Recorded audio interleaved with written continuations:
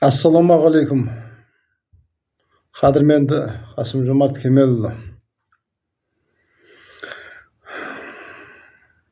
Мен Асылбек Бабаш Әуелбекұлы.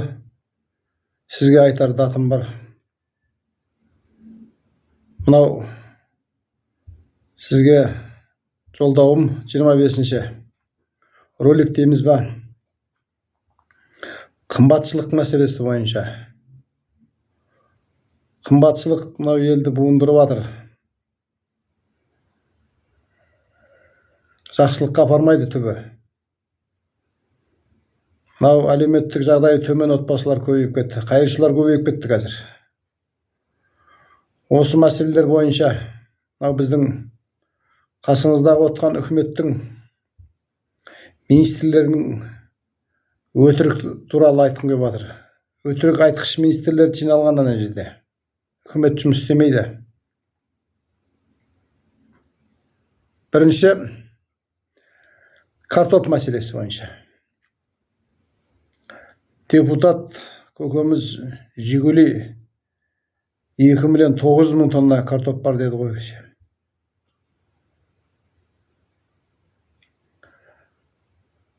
Картоп қымбат болып жатыр. Халықтың негізгі ас ауқатының бірі болып қалды қазір. Ұн, картоп, күріш. Енді қазір базарға барсаңыз, Пакистанның картопы, Қытайдың картопы, қырғыз, орыстардыңкі, Қазақстанның картопы жоқ қой. Жоқтың қасында. Қымбат. Қымбатшылықтың соңы жақсылыққа апармайды, Қасым-Жомарт Кемелұлы. Өтірік айтушылар. 2.900.000 тонна картоп бар деп үкіметтің тапсырмасын орындағандай болды. Депутатымыз. Қайда ең сол? Бар болса, неге арзан болмайды? Пакистаннан келіп жатқан картошка қазір сатылып жатыр. Содан арзан болады ғой біздің елде болса. Олардың жол ақысы қосылып жатыр. Мысалы. Енді бір вагонға 50 тонна картоп сияды деп есептесек, 58.000 вагон картоп болады екен ғой мына картоп. 2.900.000 тонна. Бір вагонның ұзындығы 12 метр, 13 метр орта есеппен. Соны көбейтсек 696.000 метр болады екен жаңағы. 58.000 вагон. 696 километр болады екен ғой ұзындығы. Мысалы біздің Шымкенттен Алматыға дейін вагондар тола картопта сонда. Эшелонда жаңағы. 58.000 вагон. Қайда картошка? Қайерде сақталып отыр ол? Біздің үкімет соны халыққа таратып ұқсата алмай отыр деді ғой. Мейі жоқ жаңағы бір-екі адамды ертең соны кінәлі қылмақшы ғой. Кеше бір 48 вагон, 47 вагон картопты Сарыағашта іріп кетті, шіріп кетті деді, ол да өтірік. Оның бағасын тағы 50 теңгеден деп қойыпты мынау кеден. Мен енді естіп білгелі картоптың бағасы 50 теңге болған емес қой. Оның да өтірік шығып тұр ғой болмаса. Ол енді жаңағы салықтан қашып жатқан мекемелер ғой енді олар. Кеден соны растап тұр ғой. Кеден бағаны қоятын кеден емес пе? 50 теңгеден қойып декларациясында. Өтпей қалған дұрыс болған ғой негізі. Шірігенде дұрыс болған ба өзі. Өтірік қой оның бәрі.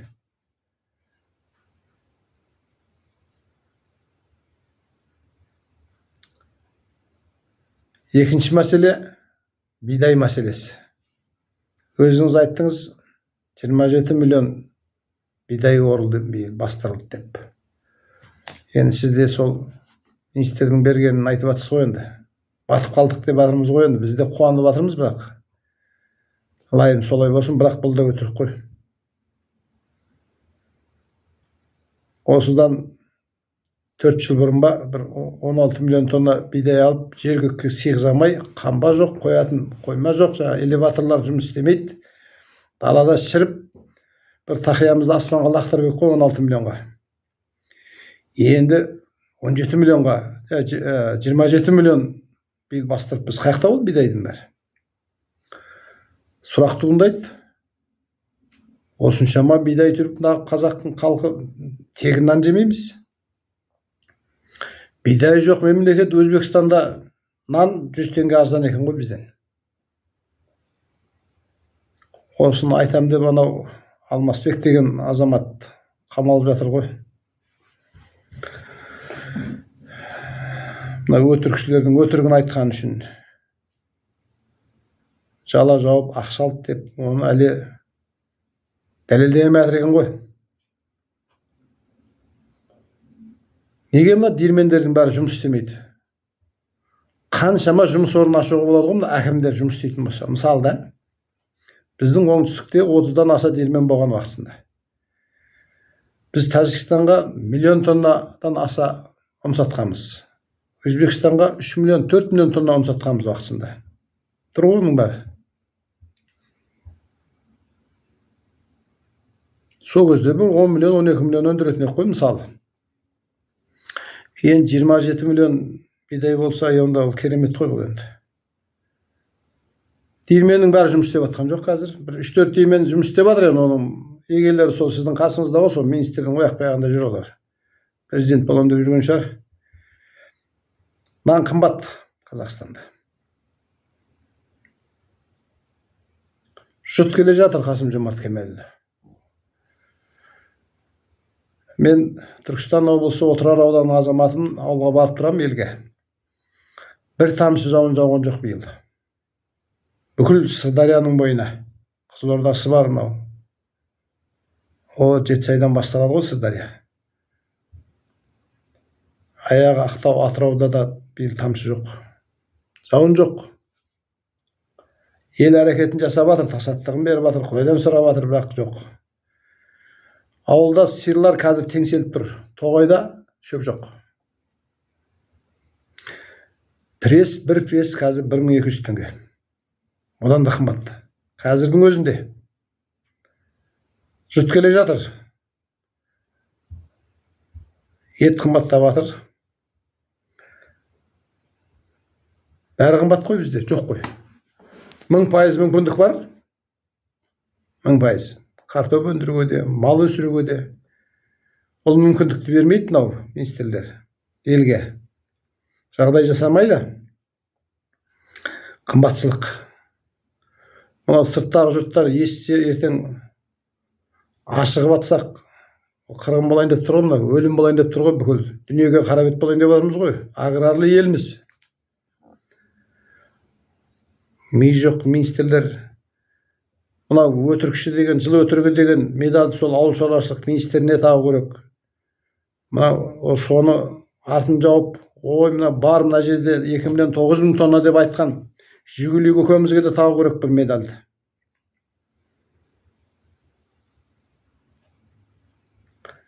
Үшінші мәселе білім оқу жүйесіндегі өтіріктер туралы айтқым деп отыр. Оны өзіңіз айттыңыз мынау. Құрылтайда университеттер, шетелдің университеттерін әкеп біздің білім министрі оқу жүйесін өзгертейін деп жатыр екен ғой. Біздің университеттер оқымаған болмайды, ол балдар кәсіпке жарамайды екен. Министрлердің айтуы бойынша. Біздің елде Нұрсұлтан Әбішұлының жоспары бойынша 16 000 бала, аяғы болашақ бағдарламасы деген 16 000 бала бітірді ғой. Шетелге барып оқыды ғой.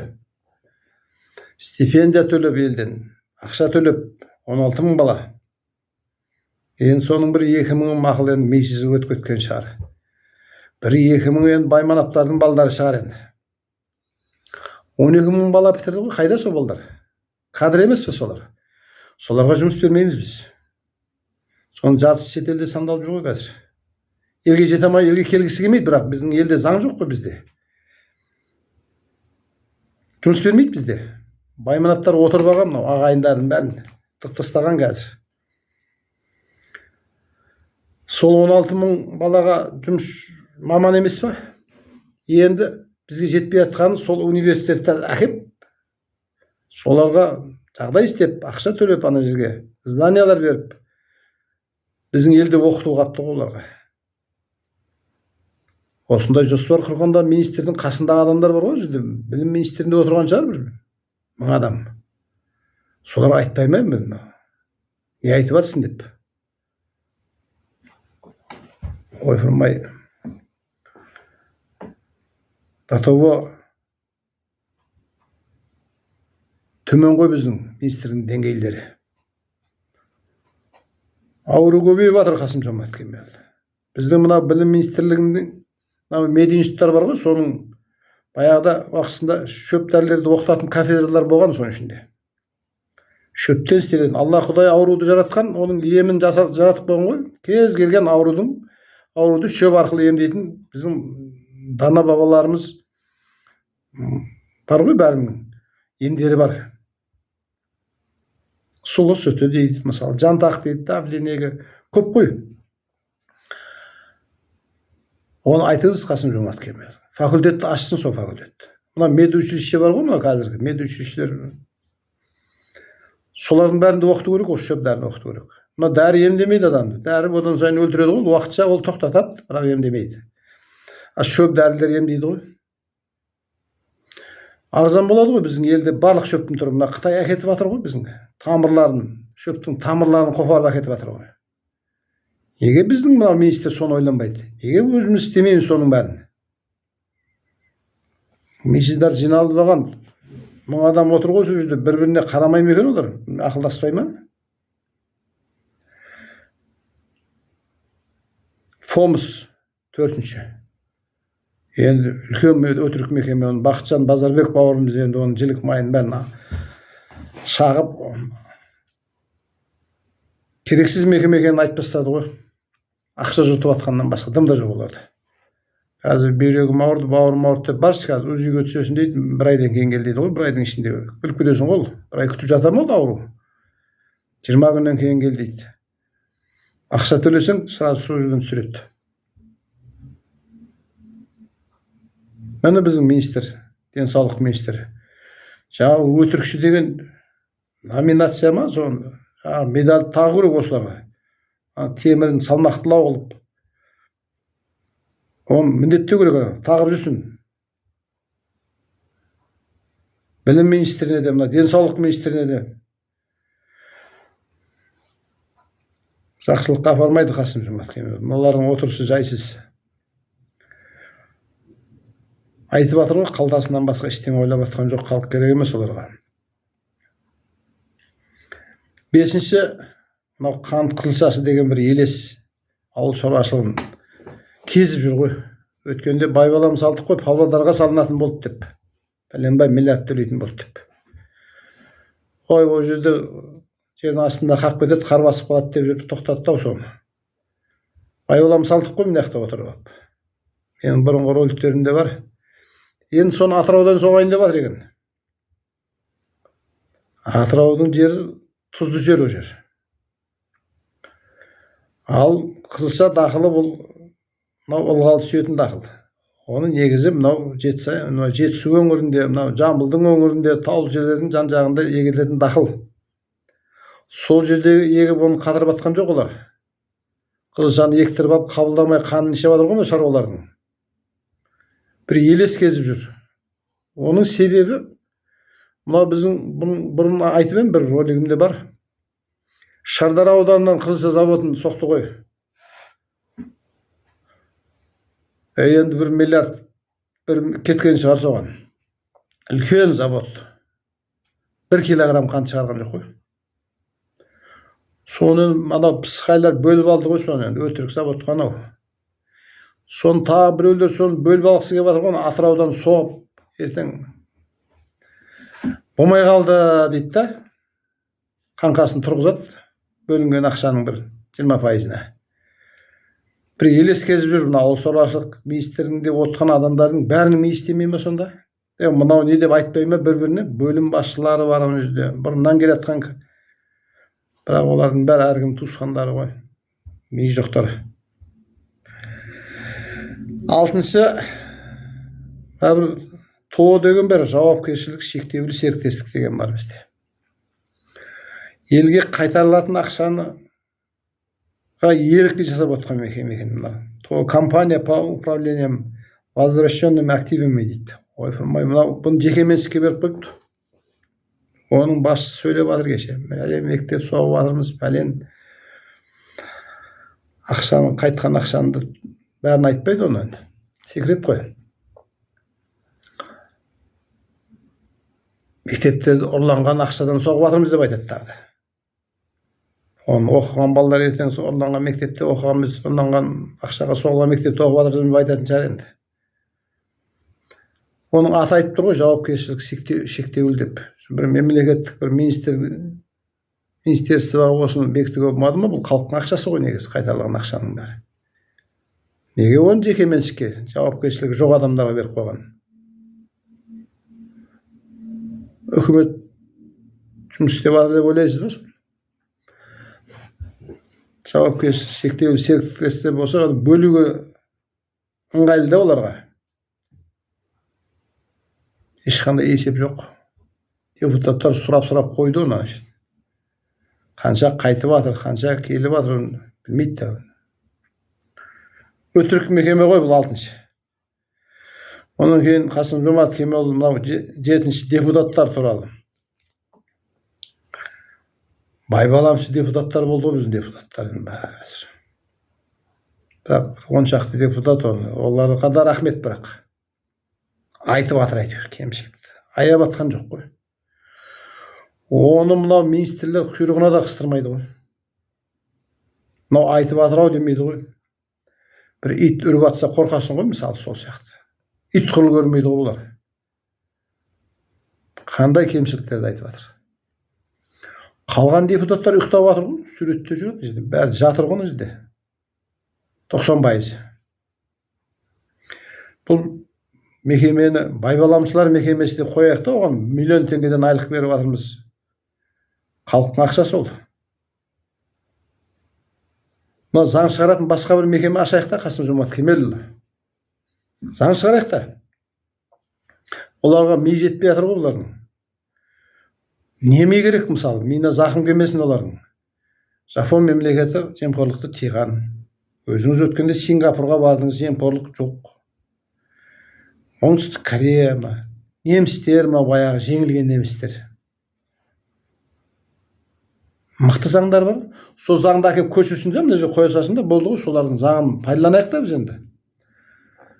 Бір нәрсе төле десе, сол біздің заңды қабылдап қойдыңдар сендер десе, онда төлейсілейік. Жемқорлық тыйылса біз мықты мемлекет боламыз. Қасым-Жомарт Кемелұлы, сіздің мына жаңа Қазақстаныңыз, әділетті Қазақстаныңыз орнайды. Қазақ елінде қой үстінде боз торғай жұмыртқалаған заман болады. Бүкіл қазақтың арманы ғой. Ғасырлай бойы келе жатқан арманы. Қашан әділетті Қазақстан боламыз? Дұрыс айтып жатсыз ғой, бірақ мыналар сізге қарсы жұмыс істеп жатыр ғой. Бүкіл министрлер саботаж ғой. Қасым-Жомарт Кемелұлы заңның алдында да, Қытайдың алдында да мынау үкіметті бір күн ұстауға құқыңыз жоқсың. Мынау өтірікшілерді. Қымбатшылық жақсылыққа апармайды Қасым-Жомарт. Қаңтар жолда қалып кетеді.